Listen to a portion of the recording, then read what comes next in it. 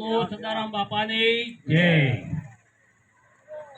બોલો શંકર ભગવાનની જય. સદારામ બાપાની જય હળવેલ બોલ્યા, બાપાની હળવેલ બોલ્યા. આજે સદારામ સેવા સમિતિ રસ લઈને આવેલી દીકરીઓની શિક્ષણ માટે. તો એમાં એક જ વાત છે કે દીકરી ભણે તો આ બે કરતા આવે, પણ ભણે કઈ રીતે? એને શિક્ષણ માટે તો પાયો તો રચવો જ હોય ને. હમણાં જ અમે બાજુમાં ગયા હતા,